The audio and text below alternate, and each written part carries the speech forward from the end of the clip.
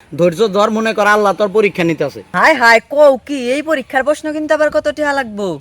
আমি প্রত্যেকটা চাকরি দিব 15 লাখ করে টাকা নিছি। এই বেশি কিছু না, পান সিগারেট খাওয়ার জন্য 10 লাখ টাকা দিলেই হবো। এই ভিডিওটি শুধুমাত্র আপনাদের বিনোদনের উদ্দেশ্যে বানানো হয়েছে। ওই স্যার তোরা টানাটানি করে সিরিয়াল হবে নাকি? তোর আগে ভালোভাবে সরকারি চাকরির পরীক্ষা দে, চাকরি যে পাবো তারে দেওয়া হবো। ওই ওই ওই ওই ওই আরে স্যার, আর তোরা কি আর চাকরি পাবি? চাকরি পাবো হলো আমার লোক। আমি প্রত্যেকটা চাকরি দিব 15 লাখ করে টাকা নিছি। এই চাকরিটা আমার, আমি সবসময় ক্লাসে ফার্স্ট হয়েছি, বিসিএস এ ফার্স্ট হয়েছি, তাইলে এই চাকরিটা আমার। চাকরি নিয়ে আইছি, এই চাকরি আমার নানা এলো মুক্তিযোদ্ধার কোটা আছে। তুই কোটা পাইলে কিবা করে? তোর তো না নাই নাই। আমার গার্লফ্রেন্ডের নানা আছে মুক্তিযোদ্ধার কোটা, কিন্তু আমার গার্লফ্রেন্ডের নানি আছে না। আমার আবার নানি আছে না নাই, তাই আমার গার্লফ্রেন্ডের নানার নাকি আমার নানির বিয়ে দিছি, তাহলে আমার নানার কোটা দ্বারা আমি হয়েছি। এখন দেখি 2টি মানুষ না 3টি মানুষ মনের দাবিদার। আমি এখন কোন দিকে যাবো? আমি তো শুধু ভালো ছাত্রই না, আমি সব সময় কালচার, আবৃত্তি, নাচ গানে সব সময় আমি ভালো করতাম। তুই কি করছ?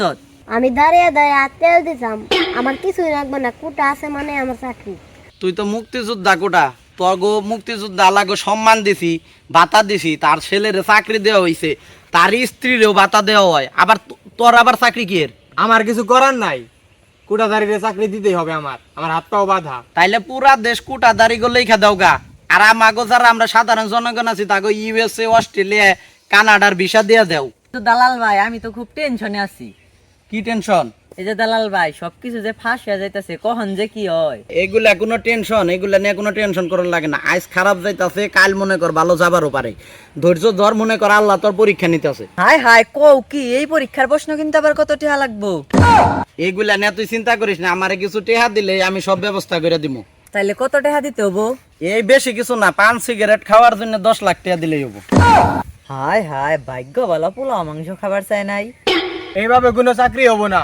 যে ভালোভাবে পরীক্ষা দিব, ভাই ভাই টিকবো, একমাত্র তারই চাকরি দেওয়া হবো। হ, আমি রাজি আছি। আমিও রাজি আছি, কিন্তু আমার নাম্বার বেশি দিন লাগবে।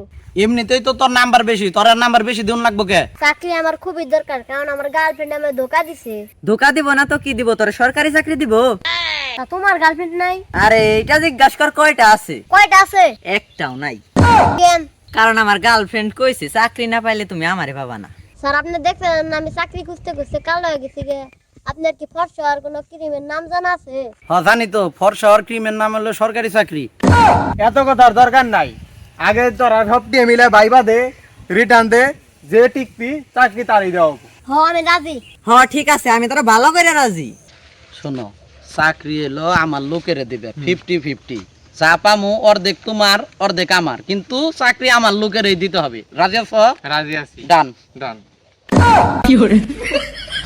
মন্দি কইলো কি রে?